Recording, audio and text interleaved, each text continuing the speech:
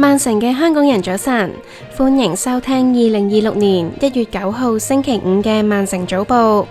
終於嚟到星期五啦，不過喺迎接週末之前，英國正係面對一場嚴峻嘅冬季風暴。Storm Gerati 持續影響全國，包括大曼城、Peak District 以及多個地區都出現降雪、強風同埋交通中斷嘅情況。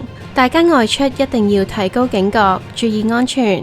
今集我哋會講 Storm Gerati 對大曼城同埋全英國嘅最新影響，多條連接曼城同埋 Sheffield 嘅主要道路封閉情況。嚴寒之下，曼城市中心有露宿者喺俾咗訂房費嘅情況下，仍然被酒店拒絕入住，引發不人道嘅爭議。3名中學生從雙層巴士上層墮下嘅最新發展，在逃囚犯喺曼城落網。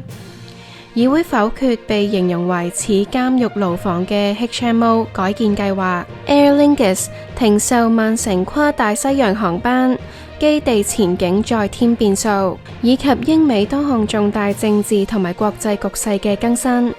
開始之前先講講今日天氣。除咗風暴嘅影響之外，今日整體多雲、寒冷而且潮濕，間中會有雨或者雪雨夾雜。部分時間可能會轉為落雪，主要係集中喺較高地勢。氣象部門提醒，高地同埋郊區都有結冰風險，路面濕滑，出行可能會受影響，特別係早上同接近郊外地區。風勢方面，今日嘅風力會逐步減弱，但寒意仍然明顯，最高氣溫會大約5度。而喺今晚嘅情況，傍晚仍然有零星驟雨。高地仍然可能會出現冬季降水，入夜之後天氣會逐漸轉乾，部分地區會有短暫晴朗。而聽日嘅天氣對大部分地區嚟講會係一個相對較乾燥嘅一日，部分時間有陽光，西部地區會較容易落雨，最高氣溫大約5度。星期日開始日間大致乾燥，部分高地可能會先落雪後轉雨。提提大家，今明2日早晚外出要着夠衫，小心結冰嘅路面，揸車嘅人士都要留意黑冰。Storm Gerati 尋日正式影響英國，英國氣象局 Met Office 形容今次係多重風險天氣事件。大曼城部分地區喺尋日下晝5點起進入黃色降雪警告，警告持續到今日中午12點。受影響地區包括 Bury、曼城嘅東部、Oldham、Rochdale、Stockport 同埋 Tameside。隨住風暴 Storm Gerati 影響英國，多條位於 Peak District 嘅主要道路喺尋晚起陸續封閉，當中包括多條連接 Manchester 同埋 Sheffield 嘅主要幹道。當局表示，受強風同埋大雪影響， Peak District 生效琥珀色降雪警告，道路安全風險顯著上升。National Highways 證實，連接 Tameside、Hollington Worth 同埋 South Yorkshire Flouch 嘅 A628 Woodhead Pass 已經喺尋晚8點起封閉。另外，Derbyshire County Council 亦確認，多條 Peak District 主要道路已經喺尋晚6點起關閉，直至另行通知。當局表示，相關道路將會持續封閉，直至天氣改善同埋確認安全後先會重開。氣象部門指出， Peak District 嘅琥珀色降雪警告將會持續到今日嘅早上，而涵蓋大曼徹斯特東部嘅黃色降雪警告就會持續到中午。當局呼籲市民如果非必要，避免前往高地或者山區行駛，並喺出發前留意最新嘅交通同埋天氣資訊。英國喺尋晚隨住 Storm Gerati 登陸，多個地區出現極端天氣。英國政府形容今次風暴係屬於近年最危險之一，部分地區幾近全面停擺。氣象部門表示， Storm Gerati 屬於一場天氣炸彈。風暴核心氣壓喺24小時內急跌超過30百帕斯卡，亦即係30毫巴，情況足以引發極端強風、大雪同埋廣泛破壞。英國西南部首當其衝， Cornwall 同埋 Isles of Scilly 發出罕見嘅紅色強風警告。當地錄得最高接近每小時100英里嘅陣風。政府透過 Emergency Alert 系統向 Cornwall 同埋 Isles of Scilly 嘅市民發出手機緊急警報，當局呼籲市民留喺室內，避免一切非必要外出。Storm Gerati 同時帶來大雪，威爾斯、Midlands 同埋南約克郡多地降雪嚴重，部分高地預測積雪可以達到30厘米，交通服務大受影響。Network Rail 宣布，尋日傍晚起暫停 Cornwall 全部火車服務。伯明翰機場因為大雪而關閉跑道，超過20個航班取消、延誤或者轉飛其他機場。而倫敦嘅希斯路機場亦有至少30班航班取消。電力供應方面 ，National Grid 表示 ，Storm Gerati 已經導致全國超過54,000戶停電。其中英國西南部影響最為嚴重，多條道路出現塌樹同埋電纜倒塌嘅情況，部分主要橋樑因為安全理由而全面封閉。工會呼籲僱主唔好迫使員工喺惡劣天氣下都要出去返工，應該容許員工在家工作，避免危險嘅行程。Met Office 表示 ，Storm Gerati 帶來嘅極端天氣預計持續到星期五，即係今日嘅早上。市民應該密切留意最新天氣警告同埋官方指示。Guys, I'm not going to lie to you. I'm not going to be able to check you in. Truth and transparency of the building, obviously. I know that you're from the street and we don't. The hotel doesn't allow it. Not a personal thing.I'm not from the street. We've just come all the way. We've booked the. We know. 曼城市中心一間 Holiday Inn 酒店被指喺嚴寒天氣下拒絕2名已經成功付費訂房嘅露宿者入住，引起外界關注。事件發生喺今個星期一，當晚氣溫跌到-6度。支援露宿者嘅外展團體 Two Brews 嘅成員 Amanda Thompson 透過 Booking.com 預訂並支付2間雙人房連早餐，安排2名佢平日支援嘅露宿者男子入住 Oxford Road 嘅 Holiday Inn Express， 希望佢哋可以避過嚴寒。2間房連同按金合共超過200英鎊。不過，當2名男子到達酒店辦理入住嘅時候，前台職員表示無法接待。一段其後網上流傳嘅影片中，酒店職員對2名男子表示：我唔可以幫你哋辦理入住。老實講，我知道你哋係嚟自街頭，酒店唔容許呢一種情況。呢一個唔係我個人決定，而係公司政策。最終2名男子被轉往附近嘅 Travel Lodge， 並成功獲安排入住。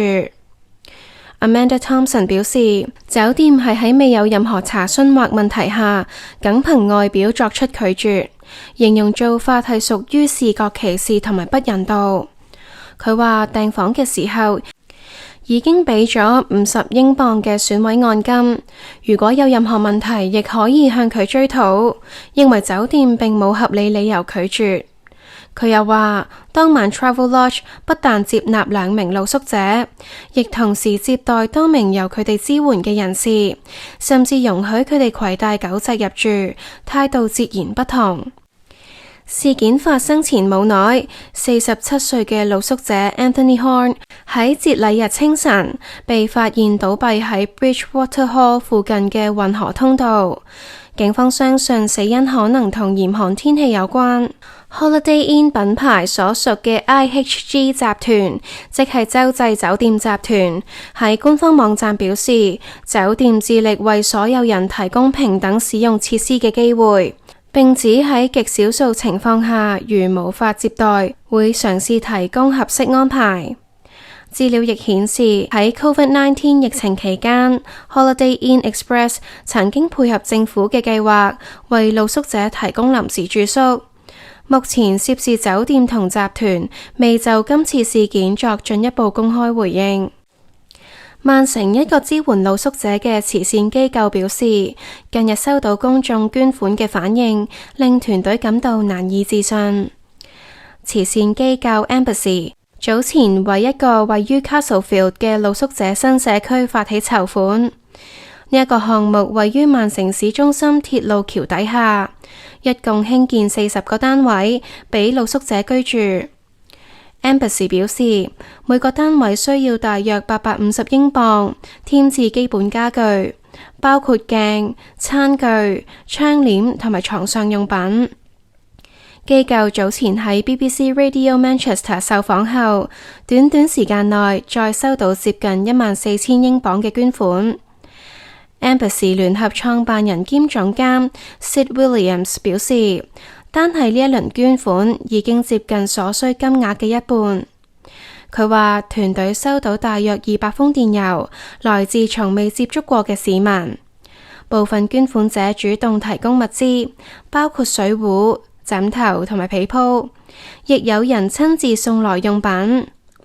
Williams 特別感謝市民喺聖誕之後仍然願意捐助。佢話呢一段時間有唔少人自身亦面對經濟壓力。Castlefield 嘅露宿者村由曼城商界義務協助建成，有唔少企業免費提供人手同資源。項目預計會喺2月正式迎接首批住戶。社區設施包括共用村會堂、用餐同社交空間、洗衣房、電腦室以及係培訓廚房。Embassy 表示，計劃唔單止提供住宿，亦提供技能培訓同埋全職工作機會。Williams 話，住戶背景包括退伍軍人、曾經接受社會照顧嘅年輕人，以及無法負擔生活成本嘅普通市民。佢話呢一個計劃嘅目標係為有需要嘅人提供重新開始人生嘅機會。網上流出閉路電視片段，顯示3名中學生從一輛雙層巴士上層車窗墮落到路面嘅一刻。事件發生喺1月7號星期三下午3點50分，地點位於 Wigan 嘅 Ashton in Makerfield、Bolton Road。大曼徹斯特警方表示，3名男童年齡分別係2名13歲、1名14歲，目前仍然留醫，但傷勢並不被認為危及生命危險。警方最新確認，事發時巴士正停泊喺路面，3名男童同時喺上一層一側嘅車窗墮下。根據流出片段顯示，巴士當時係停喺車龍之中，上層車窗突然有多個身體跌出，後方私家車慢慢剎停，避開倒地嘅學生。巴士其後繼續前行，其中1名男童一度企起，追向巴士。警方表示，目前唔會展開進一步嘅刑事調查。市長 Andy Burnham 較早前表示，事件似乎同上層車廂某種騷動有關，但重申首要關注仍然係受傷學生同家人。3名學生就讀於 St Edmund Arrowsmith Catholic High School。校長 Mark Dumican 向警方發信表示，校方已經同家屬保持聯絡，正向受影響嘅學生提供支援。巴士營辦商 Vision Bus 表示，正全力配合警方，對事件中出現嘅上層車廂騷動作出配合調查，強調乘客安全為最高優先。當局再次提醒學生同乘客，乘坐上層巴士上層嘅時候必須坐好座位，切勿倚靠或觸碰緊急出口車窗。警方確認，早前從監獄潛逃嘅 Kieran Cameron 已經喺曼徹斯特嘅 Hulme 區被拘捕。該名43歲男子原本正係喺 HMP Thorncross 服刑，因為涉及2016年 Dorset 一宗企圖謀殺案被判監23年。警方表示 Cameron 喺1月6號星期二晚上大約8點20分未有返回監獄，其後被列為非法在逃，並展開搜查行動。Cheshire 警方喺尋晚證實，由重案及有組織罪案調查人員喺 Hulme 一帶成功揾返並拘捕 Cameron。法庭資料顯示 Cameron 曾經同另一名男子喺2016年嘅 Dorset 發動持刀襲擊，另一名20歲男子身中10刀。案件審訊期間，檢方指出兩人涉及有組織犯罪活動，並企圖將事件嫁禍俾敵對幫派。Bolton 市議會規劃委員會否決一項將 Farnworth Bridge Street 一棟2層半獨立屋改建成6人合租屋，即係 HMO 嘅申請。多名議員批評計劃內嘅房間設計嚴重影響住戶生活質素，更被形容為好似監獄牢房。規劃文件顯示，涉事單位擁有後花園，並設有2層側翼擴建，但改建之後並冇獨立客廳，只有一個廚房兼飯廳作為唯一嘅公共空間。部分房間亦需要共用浴室。雖然規劃部門表示，該街道目前並冇其他已領牌嘅 HMO， 最近一棟亦係大約喺半英里外嘅 Market Street， 唔構成過度集中問題。但議員仍然對居住空間表示強烈憂慮。當區議員 Sue Haworth 反對方案，指出設計不符合空間標準，亦可能會引發噪音問題。議員 John Walsh 表示，話睇返個室內設計，房間細，唯一公共空間只係廚房客廳，變成入嚟食飯，跟住返房。話呢一種生活質素同監獄牢房其實冇乜分別。而另一名議員 Robert Morrissey 指出，自己並唔反對 HMO 嘅存在，認同對附近醫院員工嘅重要性。但問題在於整體建築面積不符國家標準。佢話嗰個單位嘅總面積大約94平方米，6房7人，2層住宅係需要123平方米，即使係6人5房，亦需要110平方米。佢最終提出動議拒絕申請。規劃委員會最終一致否決該項申請，理由係不符合國家居住空間標準。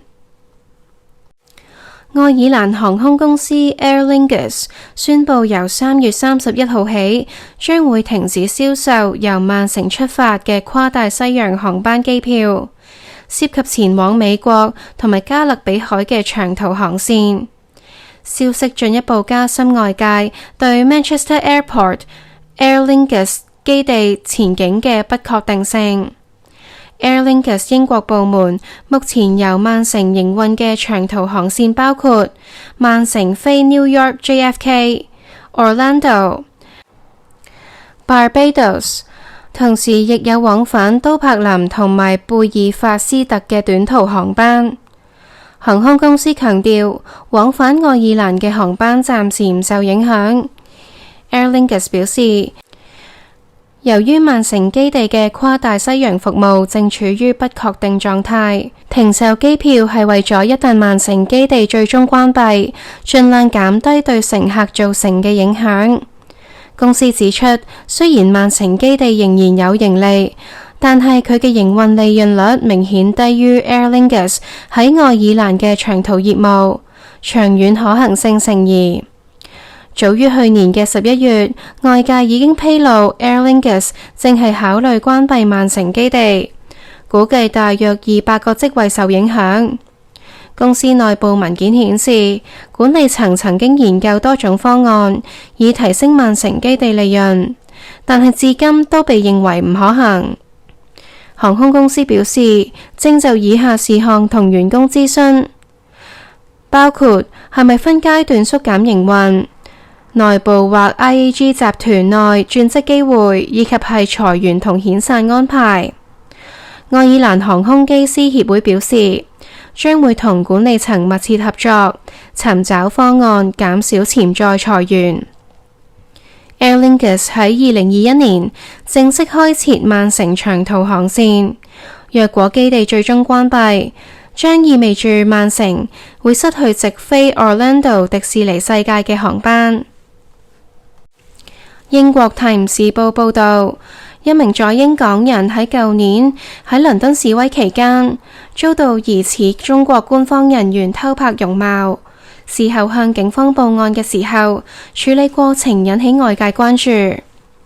事件發生喺倫敦皇家鑄幣廠外，該處為中國計劃設立超級大使館嘅選址。事主係曾經參與2019年反送中運動嘅香港人。佢表示喺舊年2月同3月兩度參與反對中國超級大使館示威嘅時候，都遭到疑似中國人員近距離拍攝容貌。事主話當時有人手持手機刻意拍攝示威者面部，行為具針對性。佢向倫敦警方報案之後，警方最初建議佢向香港駐英領事館求助，甚至一度建議直接聯絡香港警方。事主表示有關建議令佢感到震驚，因為英國並唔存在香港駐英使館，而香港警方並非佢可以安全求助嘅對象。其後，警方改為建議佢向保守黨前黨魁、現任內政大臣祁澤明嘅辦公室求助，以及向市民諮詢服務 Citizen Advice 查詢。事件曝光之後，引起英國政界關注。倫敦警務處處長 Mark Rowley 表示，中方人員所拍攝嘅照片有可能被非法保存，並用作跨國鎮壓或恐嚇在英港人。佢承認部分前線警員對香港示威者嘅背景同埋風險認知不足。最終案件獲警方重新評估，現已轉交英國反恐警察倫敦分區接手，由專責人員檢視係咪需要採取進一步行動。塔村市議會亦確認喺超級大使館規劃獲批前，皇家鑄幣廠一帶並唔享有任何外交豁免地位。事主指出，佢原以為中方早喺2018年購入鑄幣廠業權之後，相關人員已具外交身份，但其後發現並非如此。佢亦透露，上個月曾經到倫敦嘅失頓警署報案，指懷疑有人違反2023年國家安全法，協助外國情報機構。事件再度引起關注之際，倫敦將會喺下個星期六，即係1月17號，再次舉行大型示威，反對中國喺皇家鑄幣廠設立超級大使館。示威將會喺下午2點喺鑄幣廠外舉行。多個在英港人組織已經呼籲市民參與。有評論指出，若果英國政府最終批准相關申請，或等同容許中國喺倫敦設立全歐洲規模最大嘅外交設施，引發跨國鎮壓、監控同埋安全風險嘅憂慮。英國軍方最高將領警告首相施紀賢，國防部未來幾年面對大約280億英鎊嘅重大財政缺口。傳媒引述消息話，國防參謀長Richard Knighton 爵士喺聖誕節前喺 Downing Street 同首相會面嘅時候，直言現時軍費投資不足，難以達成2030年嘅國防開支目標。有關警告係喺政府早前宣布將國防開支由 GDP 嘅 2.3% 提升到2027年嘅 2.5% 之後提出。施紀賢同時喺戰略防務檢討入面承諾，2023年代初期國防開支將會達到 GDP 嘅 3%，並喺2035年前提升到 3.5%。然而軍方指出，即使按現有計劃加碼，整體預算仍然出現巨大嘅缺口。消息人士透露，施紀賢已經下令全面檢討防務投資計劃。該計劃原定去年秋季公布，現今已經延至到今年3月先會推出。同時，國防高層正係考慮大幅削減部分防務項目，以填補財政黑洞。根據評估，該200億英鎊嘅缺口，相當於國防部2025至26年度預算嘅近一半。造成缺口嘅原因包括軍人加薪、核威懾系統成本上升，以及係整體通脹嘅壓力。英國國防開支問題近年備受批評，國會報告曾經警告，英國目前未具備應對軍事威脅嘅充分能力。最新數據顯示，英國已跌至 NATO 國防開支排名嘅第12位，而2021年時仍然排第3。施紀賢亦承諾，如果烏克蘭停火，英國將會派遣大約7500名士兵駐守。不過批評者指出，喺資金不足情況下，有關承諾幾乎無法實現。報道話，施紀賢原本相信戰略防務檢討屬於已完全計算成本。該計劃包括建造12艘新型攻擊潛艇，以及喺下屆國會期間將陸軍人數增加3000人，至到大約76000人。會議亦有國防大臣 John Healey 以及財相李允晴出席。英國陸軍現時僅約71000名全職正規軍人，係200幾年來最低水平。前陸軍參謀長丹納特勳爵警告，若果長期部署軍隊喺烏克蘭，至少需要額外增加1萬名士兵。佢表示，政府必須言行一致，真正以資源回應安全威脅。反對黨批評政府，指其優先增加福利開支，而非投放資源保衛國家。國防部回應話，本屆政府將防務開支提升到冷戰以來最高水平。今屆國會總額達2700億英鎊。國防部強調，面對俄羅斯行動升溫以及潛在烏克蘭部署需要，防務壓力正係持續增加。英國白宮宣布將暫停並撤出對66個國際組織、機構同埋委員會嘅支持，包括多個隸屬聯合國體系嘅單位。白宮表示，相關資金同埋參與將會暫停，直至政府完成對美國參與國際組織情況嘅全面審查。今次行動源自總統特朗普喺2025年2月簽署嘅第14199號行政命令，要求美國退出部分聯合國組織，並檢視所有國際組織係咪符合美國利益。事隔近1年，美國國務院完成首階段評估之後，決定正式推進撤出程序。